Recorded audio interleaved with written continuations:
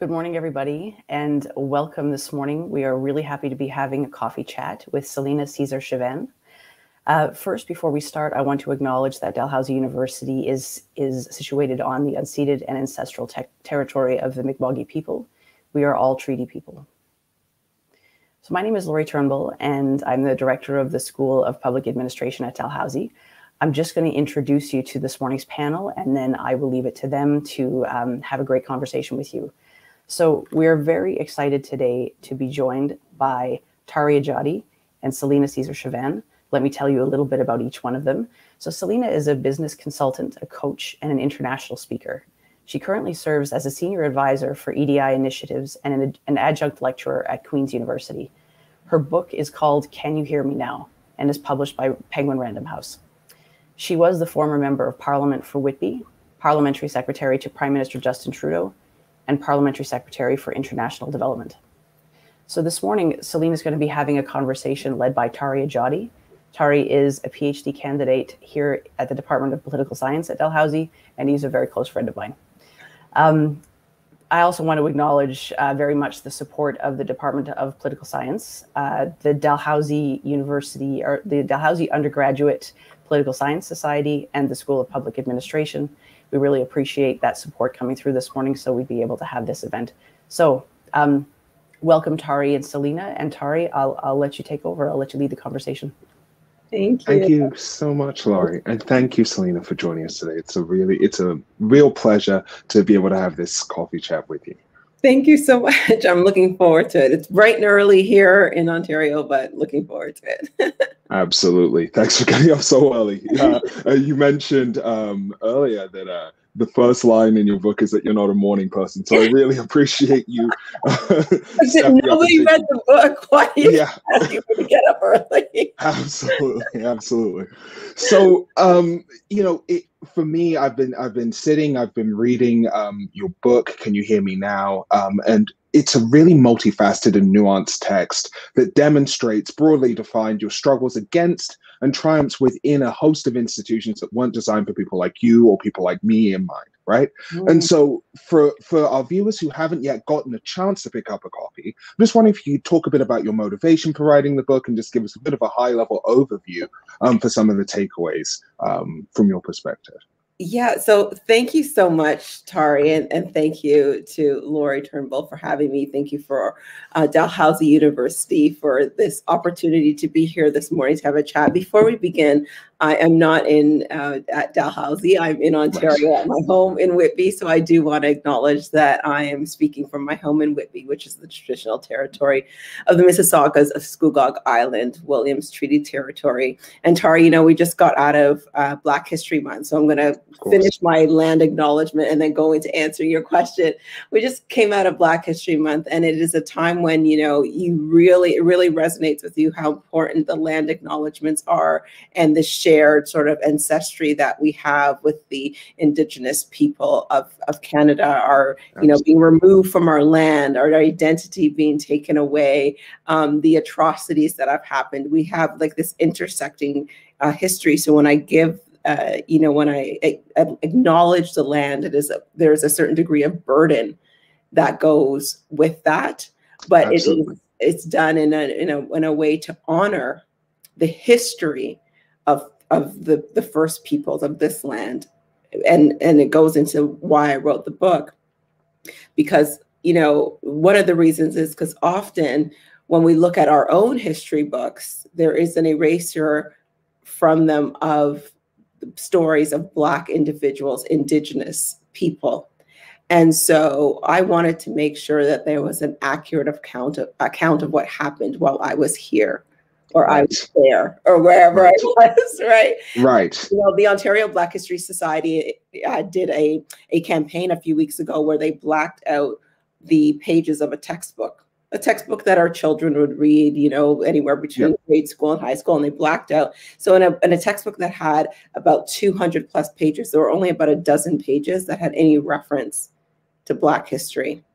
Absolutely.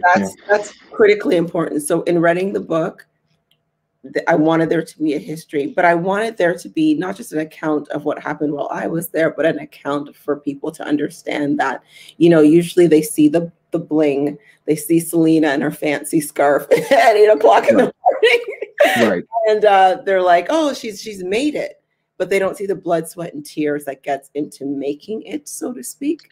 And I think it's very important in our worlds to sort of put those fibers back together and to allow our vulnerabilities to connect us a little bit more. And so I wrote the book in that kind of way, as a connection, one that's steeped in empathy and humanity. And I love that so much, because I think that emerges from the book so clearly, right? And when we're thinking about these kinds of struggles and that sense of linked fate and shared history, you know, I'm really kind of compelled to kind of dig into some of the, I suppose, kind of like lessons that you've outlined in the book, things that, you know, if you haven't been there before, if you haven't kind of been engaged in entrepreneurship, if you haven't been engaged with our political system, you might not necessarily understand it till it happens to you. Yeah. And so, you know, with that in mind, one of the things that really resonated with me is in your introduction. I called it the thesis statement when I was sitting down and I was reading. You said, we need politics to be different, but the powers that be keep fiddling around the edges, not attacking the structure itself, which was designed to reinforce the status quo. Right? And so that seems like the sentiment that ground your experiences growing up in school, in university, in the workplace as an entrepreneur, and of course in politics. And I'll stop rambling in a second, but I have this very broad question to ask you. I mean, you can ramble, that's okay. Oh, it's no problem. But you have these examples of some of the ways that you fought really kind of intensely for these vital initiatives, but also these kind of recognition of things that have been undercut. So whether it's the recognition of the decade for people of African descent, or minimal funding for issues like mental health, particularly in Black communities. And these initiatives were undercut despite the presence of Black cabinet ministers, Black MPs like yourself. And you also give examples of how people of influence within your former party, including Black folks, were either silent or even actively harmful to you in maintaining the status quo, which really, I like that you complicated the narrative of this kind of very static identity markers, right? And so with that in mind, my question is, who do we trust with the responsibility for pushing for social and economic justice, especially when our political and economic systems diminish and neuter your demands for transformation? Do you know what I mean? Like, yes, I do. But you want me to save the world? It's not even like 9 o'clock yet, bro. Fair enough. Wow, that's I've never been asked that question before. So let me just unpack this question a little bit, because maybe I'll figure out the answer as I'm doing it. So we have to remember that like places like Parliament were built on exclusionary principles: no women, no Indigenous people, no Black people. And then of course that status quo was not only maintained, but reinforced, sort of baked into the walls, into the brick, by policy that was oppressive and racist policy. So Indian Act, residential schools, anti-Black immigration policy that was reinforced and baked into the walls of the institution. And then we show up 100 or so years later. 150 years. Yeah. Because like the first Black female member of Parliament, Jean Augustine, is still alive. Like I texted her a couple of days ago, right? Like it's like, hey, Mama Jean, how's it going? So it's not like we have this history of being there that is so long and storied. It's quite short. So then we show up, and then we're saying, okay, you know, in the 42nd Parliament in particular, it was bold, transformative government done differently. And then it was hashtag diversity is our strength, hashtag add women, change politics, plus the fact that we had a majority. So, you know, the push for me was like, okay, I don't really have to push because we're bold. We're doing things differently. And we got a majority. Like, you know, we're repealing mandatory minimums. We're going to have the international, like things are going to happen. Right. And so I get in there and I'm like, whoa, I'm pushing, but like, there's a resistance. What's happening here? Right. Why am I having? I don't even think it's moving. Like, what is going on? Like you're looking around, and you know, finally things start to move, but they're not moving in a way that is actually defined, as I interpret it, as bold or transformative. And so, who do you trust? I don't quite know. So I think that so when people say, you know, we need more women to run, I say we don't just need more women to run. We need more people who are not afraid to bend the status quo. We need people who are not afraid to break glass ceilings, but not because they want just the fame of breaking the glass ceilings, but because they know that when the glass, if they're closest to the glass, it's going to fall and they're going to get cut. So we need people who aren't afraid to get cut by the falling glass. So it's not the glass ceiling breakers. It's the people who are not afraid to get hurt in the cut from the falling glass, right? It's two different. Right. And so who do we need? Who do we trust? We trust those who have identified as really understanding the urgency of now, especially coming out of 2020, that we cannot, we can no longer be performative, that people are actually dying. Yes. This is not like, you know, we have young brothers, indigenous brothers and sisters that are just sitting in our penitentiaries at disproportionate rates because of bias and racism that exists in a system that was built on exclusionary principles. Right. The urgency of now demands that we have people that are not afraid to get cut. Yeah. Absolutely. I think that's a really powerful statement. The idea that, you know, we've got to have people that are willing to stand in the face of the pain that these broader systems might inflict in order to kind of create a new space, to disrupt this particular kind of harm, and kind of remove that. And of course, you mentioned 2020, you know, last year. I'm sure you were out in the streets. I was out in the streets, right? Like we're marching, we're doing all of these different kinds of things. And as things have kind of settled down, so to speak, we're getting into this kind of nitty-gritty area of, okay, we've created this disruptive space. What's going to happen next? And it's thrown up all kinds of very interesting contradictions in type. And so what I'm wondering is, for you now transitioning out of a space of being a legislator and moving into the university space, you're engaging in kind of EDI initiatives. What does that framing do for you? Does it open up more kinds of avenues for change in terms of EDI now than being a legislator, where you have to conform very strictly to the party line, and if you don't, well, if you pick up a copy of the book, you'll learn exactly what happens when you don't stick to the party line.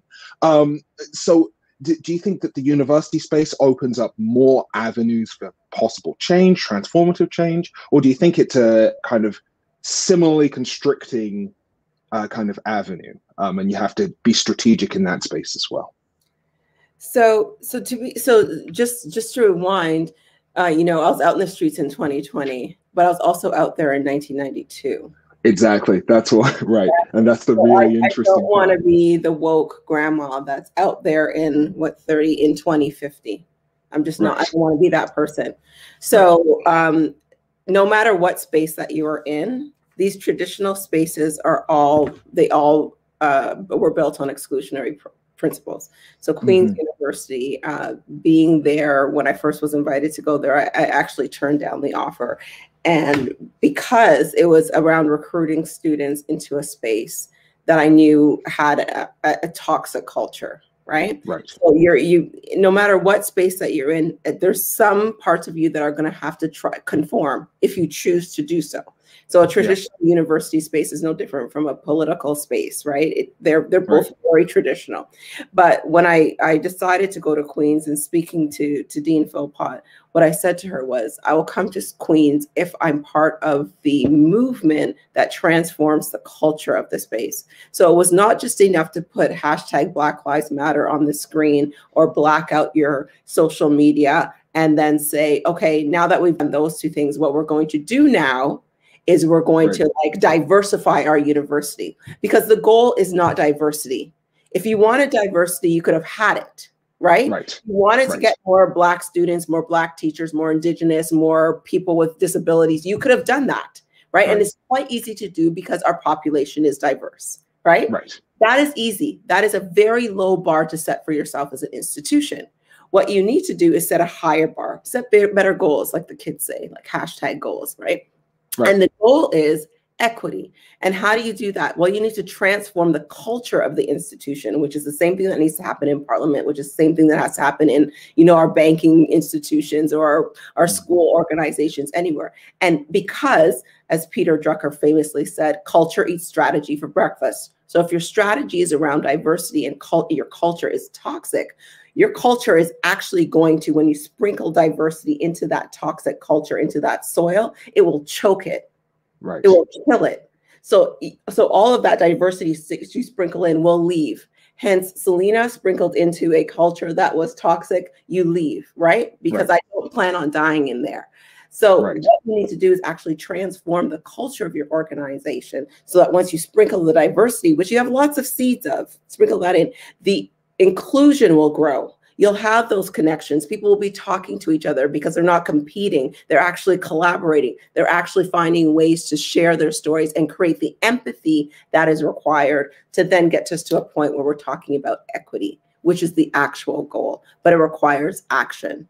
So, that for me is the next. I'm not conforming, but I'm actually pushing organizations that have the leadership capacity. So we don't only have Dean Philpott, but we also have Patrick Jean as the principal of the University of Queen's University, who have the mindset that, we want to transform the culture. So it has to come from the top, but it also has to come from the bottom. If the tone is not set from the top, there's nothing that's going to happen to the culture of that organization that is going to be transformative enough to make that diversity translate into equity.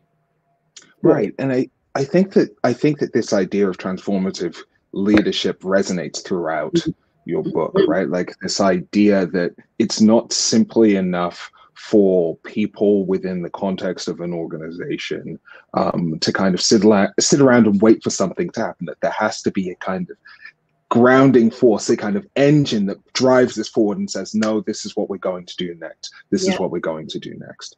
And what I wonder is, as someone who's very, my research and my kind of focus in the context of my life broadly defined as social movements, right? It's kind of activism. It's kind of this networked sense of leadership, but in a different way. I'm wondering how we can foster transformative leadership that doesn't exist in these kinds of hierarchical ways. What I observed when reading through your memoir, particularly in, of course, your dealings with the Prime Minister and with the party broadly defined, was that it wasn't simply the fact that they didn't care about the things you cared about, but it was also the fact that they used their hierarchy to exclude you, right? And they used the capacity, the levers of the office to dismiss you. And so what I'm wondering is how we can re-envision leadership within these very hierarchical confines, whether it's the federal public service, politics, and still in universities, despite what,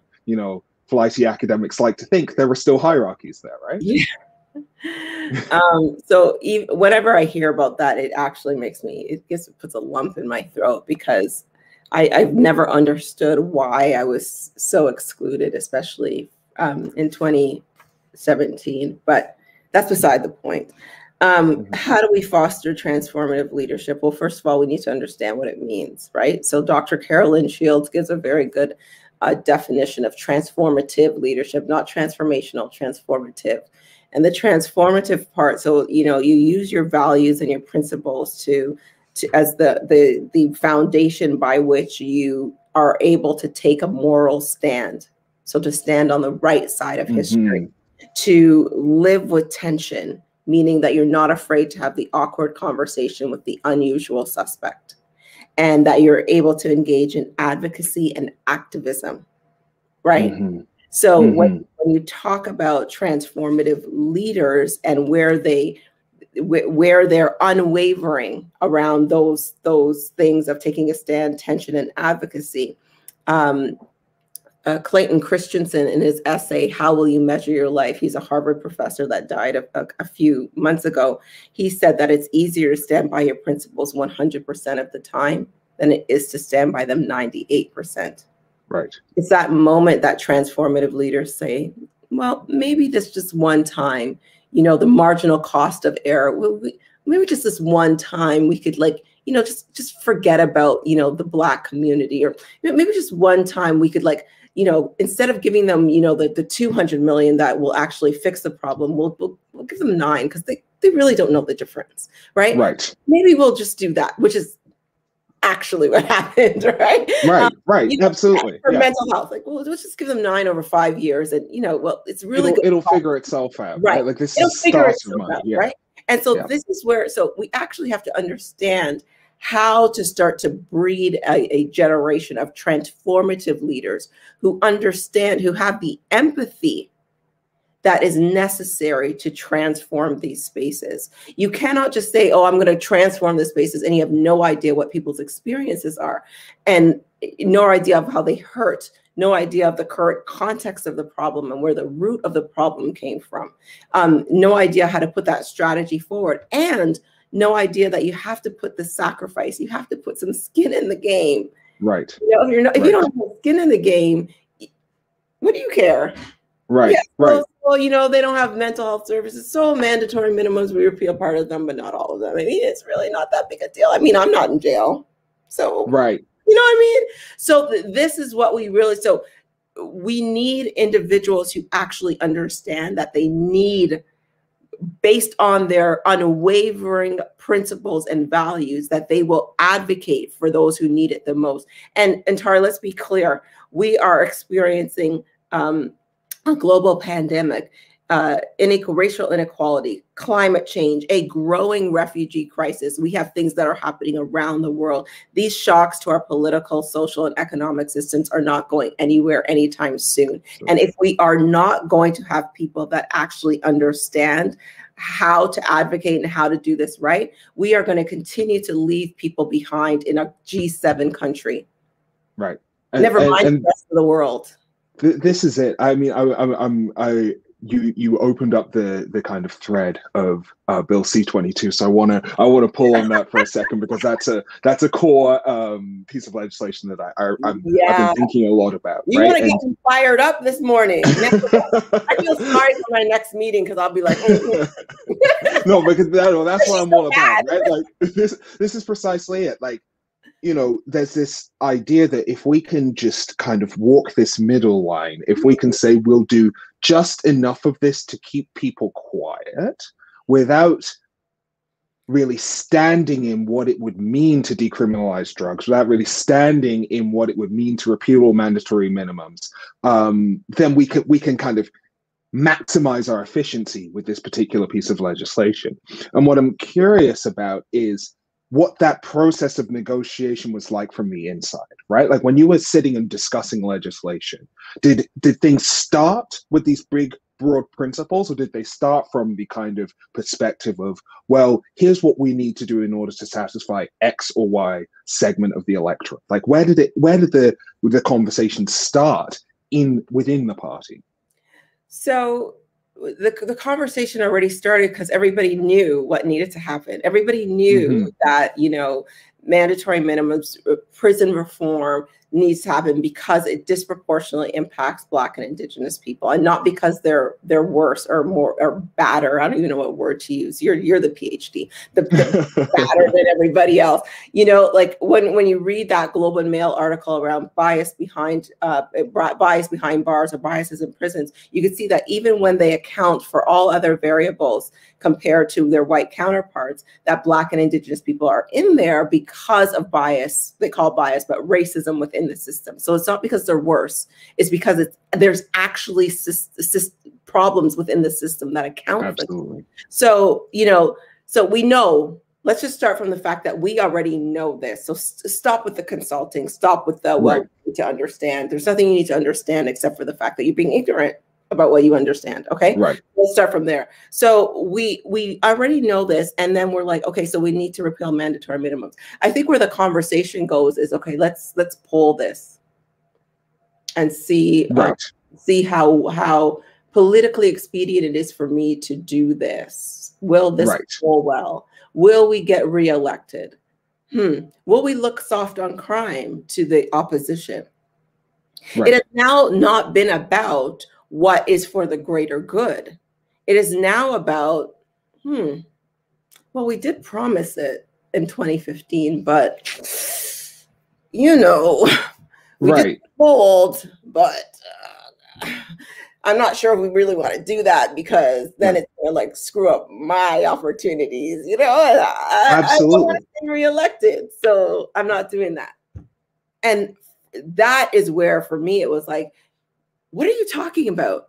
Or even when we talked about, you know, expungements of records for cannabis. Oh, yeah. The conversation with myself and Bill Blair was like, so are you going to support expungements of cannabis? Well, Celina, I don't know if we should do that. I'm like, well, why not? Like, you do remember Tavis, right?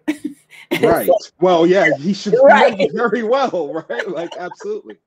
I'm just like this was your jam, like, and you were like pulling brothers, like, it's like, well, you know, yeah, we know that they were doing weed in other communities too, but we were over surveilling that, which is a violation of the human rights. But yeah, we were doing that, and you know, we have a lot of them in jail now. But Celina, they have more than one record.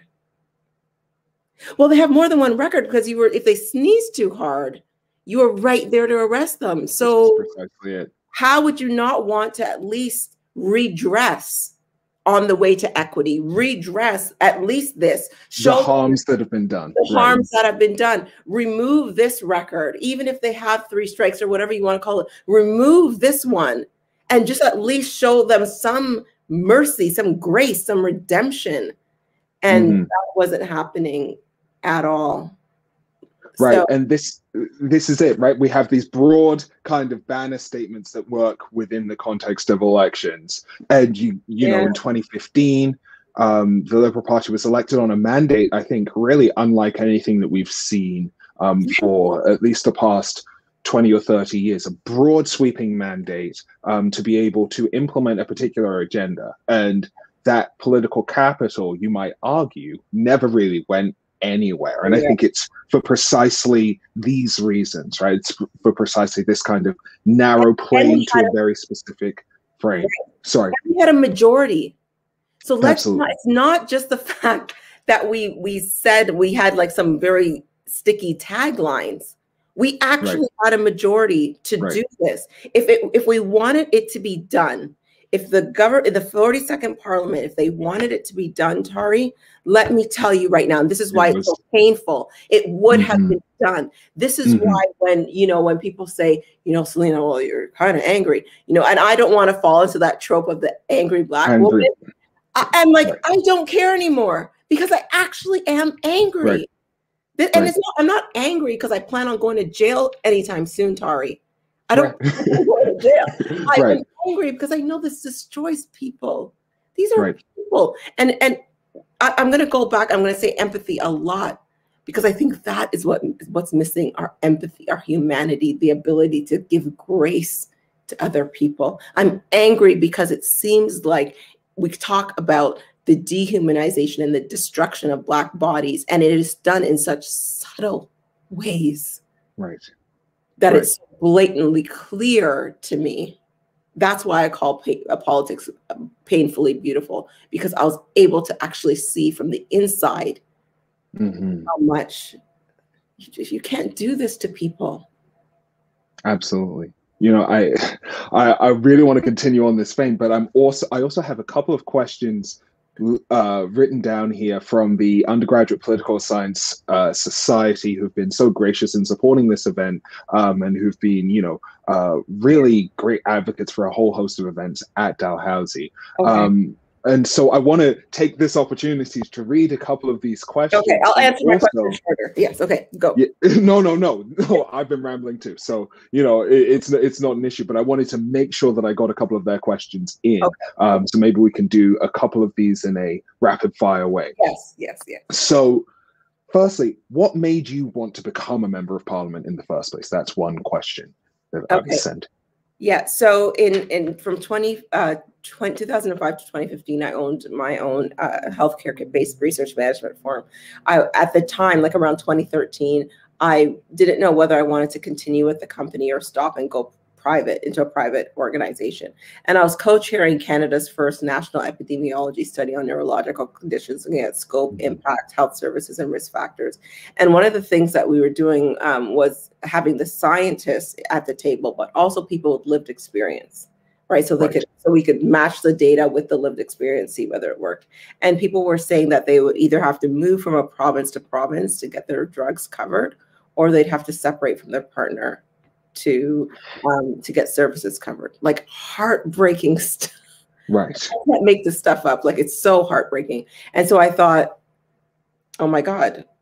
And then for the first time ever, I was doing my MBA at the time, for the first time ever, I was in a political science class, and they're like talking about political capital and the capacity for politicians to help with business problems. And I'm like, problem here. I don't have the politics side, but I have a big problem. I want to help people. And I don't have the politics side. So I was like, Okay, well. Yeah, that was it. Like, so that was December 2013. February 2014, I Googled how to become a member of a political party. And I just thought I'd be a member, you know, throw out some policy things about this, and whatever, something will stick. And then on March 8th, International Women's Day of 2014, which is like less than 3 months later, I get this email that says, invite her to run. Do you know a woman who would be interested in the next federal election, running in the next federal election? I was like, do I know her? I am her. I am her, right. I mean, and that stood out to me as well. I highlighted that piece as well. I read on a Kindle, but I highlighted that specific piece as well, because it's, you know, you get this email, and it's a really brave step, and it kind of contravenes a lot of the political science literature about, okay, well, how is it precisely that racialized women, Black women, end up running for federal politics? Typically, there's like deep personal connections, and, you know, the riding association president goes, we really need you to run this time. And typically they run, they're running kind of ridings that will never really work out. The first time you run again and again. And you took a very different path. And so what I'm wondering is, do you think that more targeted outreach, kind of like that email or kind of connections with the riding association president, would encourage more women to run in federal or provincial office? Or what more do you think these parties need to do to encourage particularly Black women to be members? I don't think so. I think, and without sounding completely arrogant, I think what I've done changes that more. Show them that you could be real in politics.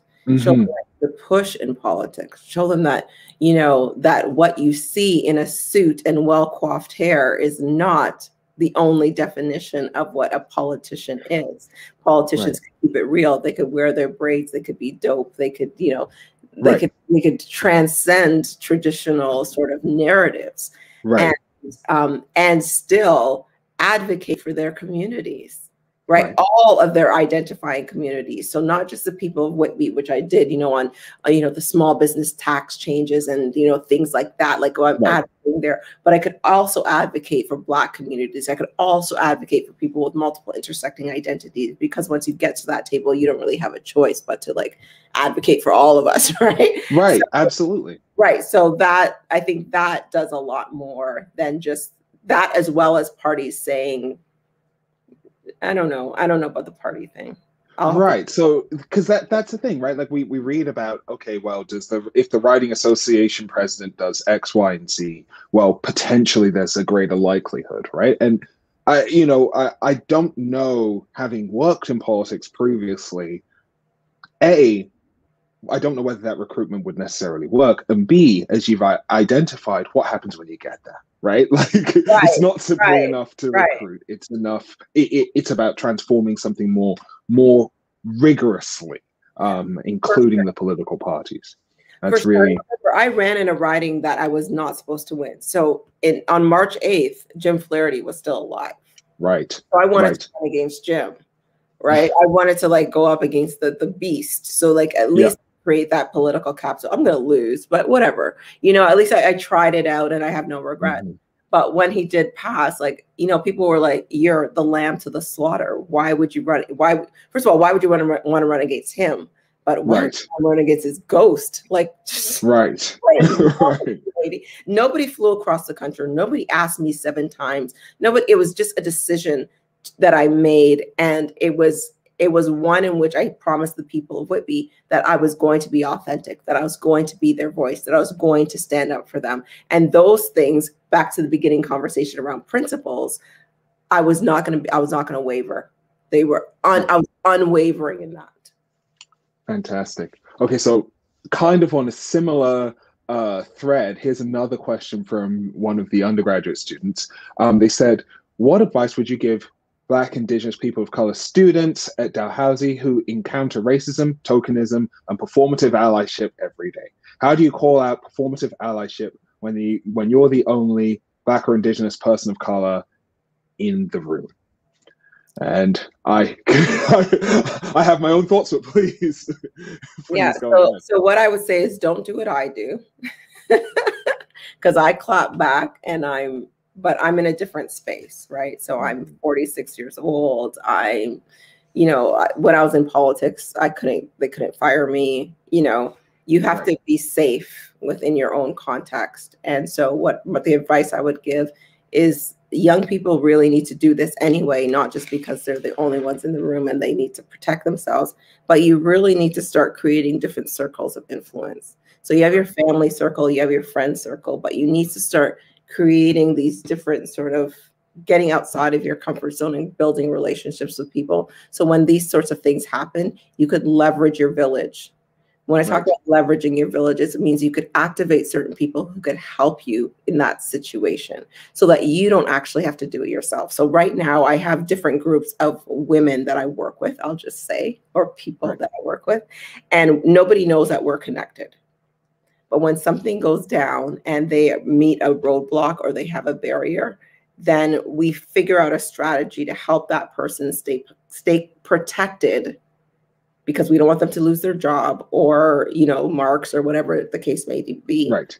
But then we activate the people around her and say, who could get her out of this situation, or who could talk to the person that is bullying her, or who could figure out how to make this company understand that what is happening to this person or what's happening is wrong. And we strategize around that. So the village is activated, and then depends on who does what. We all do what our role is supposed to be. That's very vague, but that is the only way that I can talk about it. I don't think that's vague at all.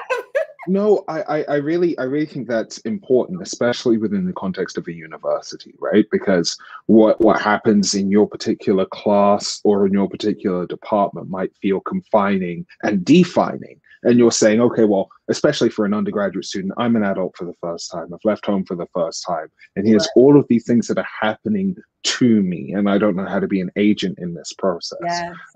And so the way that you can be an agent in the process, despite the fact you shouldn't have to be, is by engaging with folks whose job it is to stand for you, right? And so I think it's really important that you highlight the fact that there is a responsibility for those that are in a position of mentorship, that are in a position of leadership, that have the license to protect others. And there are a whole host of people that are doing some incredible things at Dalhousie, and I want to make sure that they're acknowledged in this conversation for doing precisely that. Right. They can stand for you in those moments. Yeah. Yes. So it's about getting to them. Yeah. Mm-hmm. Get to know them, build the rapport, get that conversation going, build that trust. And then when you need to activate, they're ready. You need to understand that you need to protect yourself. And some people, this is not for everybody. Some people will just clap back right away, and then it's good for you, right? I'm talking about from a broader perspective of the word. I want to make sure I protect Black students. I want to make sure that I protect students that need us the most. So when things are happening at other universities, you see me on Twitter. I don't know these students, but I engage with them because I want them to know that they have someone who's going to protect them. And I usually go into their DMs and say, get off Twitter. I'll handle it now. Go study your books. Yeah. That's what you should be doing. So I'm going to send a few tweets. I'm going to do a video. I'm going to handle this for you, but you go study, get off the internet. And then they say, yes, Auntie. And they go, and they don't know me. They don't know you, but hey, they don't know me, but they know that if they don't go study, I'll find out. Fair enough. Okay, let me give you another one of these questions, because it's kind of going back to the House of Commons, but I think it still kind of gets at some of these institutional wranglings and how we navigate these particular spaces. Okay. So the student asked, when Jagmeet Singh called out a Bloc Québécois MP for being racist, he was asked to leave the House of Commons that day by the Speaker. Can you comment on how parliamentary rules have been unevenly applied and how this can be challenged? And what this really kind of highlighted for me is the ways that particular levers of action can be used within the context of institutions to make sure that certain things are not said, right? So what are the boundaries that are drawn to enforce the status quo, and how do you challenge those boundaries with whatever power that you wield? Yeah, so it goes back to the transformative leader question, or like a statement where you're not afraid to get cut. Jug is not afraid to get cut. Right. Right. So they're going to pull that lever, even though we've seen in other situations in Parliament where people were just given a free pass. Right. Right. He's going to get the lever pulled and he's going to be asked to leave. We know that. When I called out Maxime Bernier and my party just left me to be gaslit. In fact, I don't even know if they were throwing logs on the fire, like just let her burn. Like, you know, right. Throwing gas on it. I don't know what they were doing. I remember it very well. Yeah, absolutely. Yeah, you just leave me there. Like, why would you do that? Why would you just leave me in the middle of that? And yeah. The thing is that you can't stop. So that happens because they want to be silent. They want to silence you. They want to silence Jug. You cannot say that. Celina, you cannot call that a privilege in 2018. You call it out in 2020. Right. You were 2 years too early. Oh, you could do that in 2021, but 2018 was different. 2018 time, apparently. Right. Right. You know? So if Doug had done it now, maybe it's a different story. But back then it's like, no, you can't do that. So how do you have to have more people in there. You have to have more people who are transformative leaders in the space that are not going to sit and go, oh, I don't see what's happening there. Like, no, look over, see it happening and say, Mr. Speaker, point of order. And just start saying, he cannot be called out for that. He should not have to leave the table. Mr. Speaker, and then somebody else, Mr. Speaker's point of order. Somebody else, Mr. Speaker, point of order. Not just from the NDP side, but from all sides. Need to have enough guts to stand up and say, Mr. Speaker, point of order, and disrupt the whole thing. Make sure that there is a clear message sent that man over there should not be removed from this chamber for calling something that is so obvious, so obvious.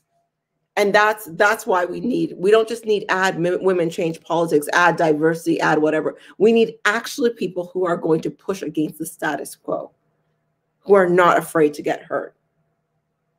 And that's so interesting, because you also you just mentioned that, okay, we need people from all sides, from all parties, to kind of stand in that space. Yes. I'm reflecting on, for example, the I think it's the Parliamentary Black Caucus, right? And they put out the report last year, and this is supposed to be folks from all different political parties. Is there promise for those kinds of initiatives? Like, are those the kinds of spaces that people will start to stand up, or are those spaces useless? Because I have my suspicions, but I'd like to hear from you. I would really like you to bring Matthew Green in on these conversations. Because, you know, it's interesting because Matthew was on Black in the Maritimes, that podcast those young cats do out there. And he said, you know, first of all, if it wasn't for Celina sort of planting the seed on some of this, no, her colleagues would have not got this far. Right. And, you know, if it wasn't for Matthew Green being there, that statement would not have come out. Right. Because we like to fiddle, because we're there, and we like to fiddle, even sometimes with our own, we like to fiddle and say, oh, it's okay, we got something. No. You know, when people say to me, Celina, you've left the table, I said, well, first of all, I had the courage to see the table, to be at the table. And now I know what the bounty looks like on the table. Right? You can't give me crumbs anymore. I see what you got. I'm not down for it anymore. So, you know, the Parliamentary Black Caucus also said that they wanted to repeal mandatory minimums. What did we get in C-22? We got something that, you know, honestly, the Minister of Justice and Attorney General and the Prime Minister, after taking a knee, should be embarrassed about. It has no teeth. It's still unconstitutional. It's an embarrassment. It's an affront to any form of justice. That is not justice in that piece of legislation. It is a slap in the face after 2020. It is an actual slap in the face. And I just need to, I have to stop being actually mad before I respond to C-22. Right. We pretty much took the words out of my mouth, right? Like, and I suppose that, you know, part of the reason why I went into political science in the first place was because I'd worked in politics before as a staffer. Mm-hmm. And I saw what you saw.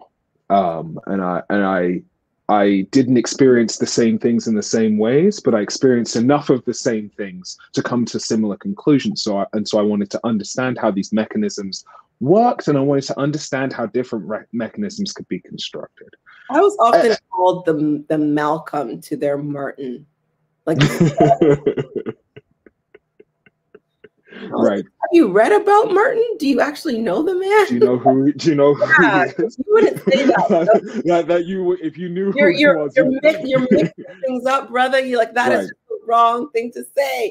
Like on so many different levels, right? Right. But you know, it's like, well, we just want to sort of we want to pacify things and go along to get along. But Celina, if you keep acting disruptive, so we're going to put you out on the stick. If your neck on the chopping block, you keep being disruptive, so I could just, you know, sort of lay low and chill and not look like a disruptive one. You keep being disruptive, and you're going to help us get things done. Not everything, because, you know, everything you say, we're going to dampen it right down. We're dampening it down, right? Like, if you create this radical system, we'll get like 50% of it, and that'll be fine. You go out there. We're not Celina, you know? Right. Because we're not Celina. Like, we're not so, you know, bold.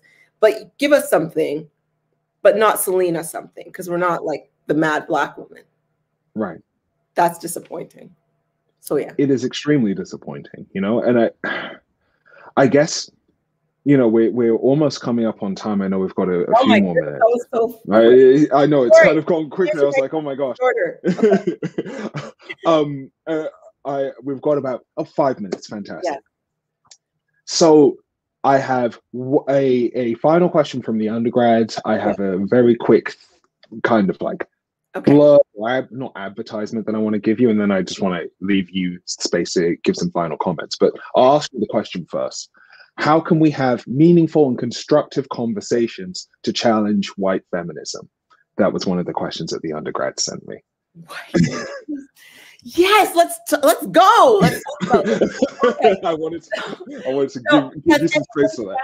Hood feminism yet? So first of all, let's read some Mickey Kendall, because that is like life for me, right? Right. So what needs to happen is, like, people like me, we need to stop thinking about mainstream feminism as, you know, well, how many women could get into boardrooms and how many women could get into C-suite positions, when, especially right now, women can't put food on the table. Right. They don't. Right. Our PSWs they don't have benefits. They're not making a living wage. They're not getting sick leave. They're not being given effective PPE, any of that stuff. Yeah. Right. Like, this is what feminism needs to be focusing on. This is what intersectional feminism looks like. So this is a conversation. This should have been the whole hour, because, like, I'm amped. Right. So we can't do this in the last 5 minutes. Come on, man. You, Tari. I should have foregrounded this one. I wanted to make sure there was space. But I think what the point of it is that right now, if people actually want to understand, like when the government said after the speech from the throne that they were going to take an intersectional feminist approach to recovery after COVID, that is what an intersectional feminist approach means. You give people childcare, you make sure they have benefits, you make sure they have sick leave, you make sure that they have the PPE, so they're not dying while they're trying to save our lives. That is what it looks like.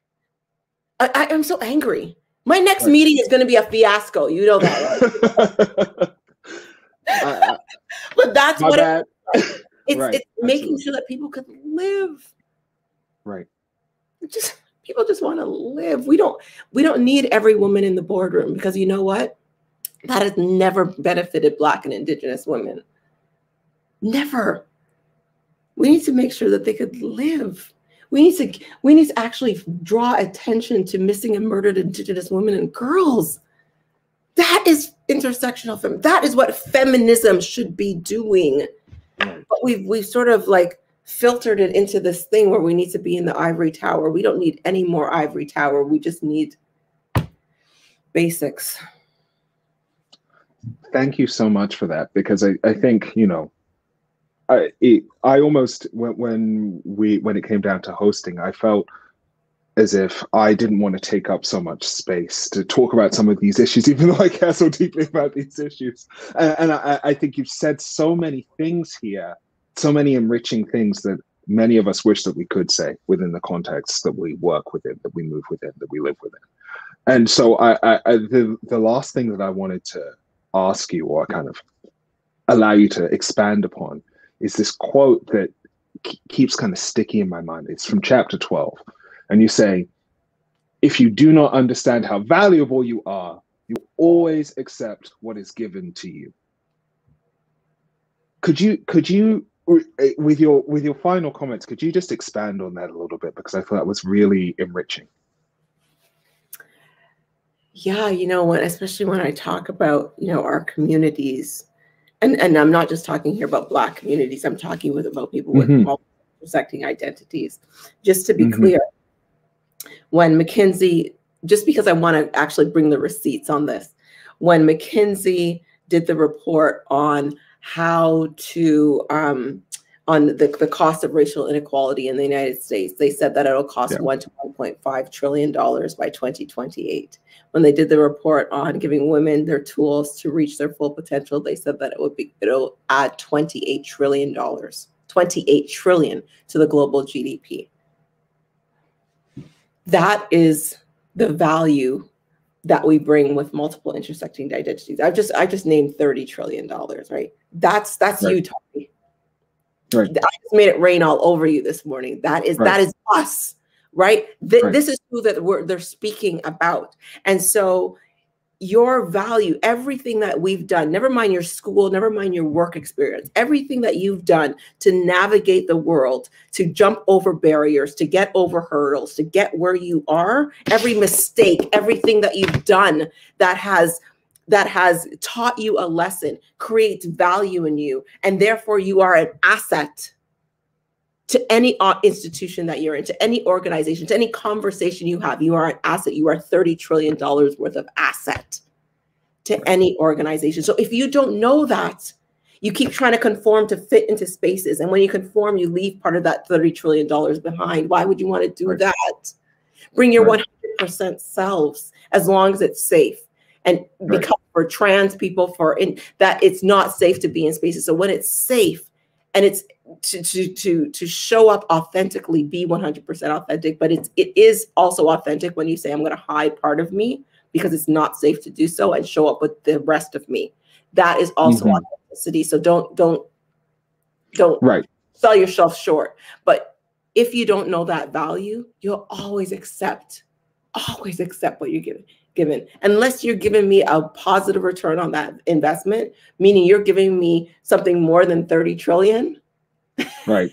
You know what I mean? And that's not just with jobs. That's not just with, you know, that's anything you put your resource, time, energy, love into. If I'm talking to young people, because you have partners that you know are not giving you that positive return, you have to take that.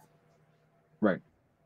Thank you so much. I'm going to just take this last minute before we go, just to thank a whole host of people. Firstly, you, Celina, for this incredible, just deeply enriching conversation. It's been really powerful and profound. I want to thank Dr. Lori Turnbull for being a steadfast supporter, Dr. David Black for being a steadfast supporter. Also, you know, so many of the other folks who've been involved in kind of organizing this event, Tracy Powell, Krista Cullymore, just so many folks. I really appreciate all of your help and support in doing this and for bringing this together today. And so, yeah, with that, I will leave it to Lori to finish up. Tari and Celina, thank you so much. I mean, this was such a powerful, informative, enriching, energizing conversation that I think we're going to have to take with us, because otherwise the rest of the day is going to be a real letdown. And so we're going to have to just sort of try to keep this conversation with us for the rest of the day and for a long time. We've learned a lot from you, and like, honestly, what a beautiful exchange between the two of you. I thank you so much. I can't even find words. Thank you so much.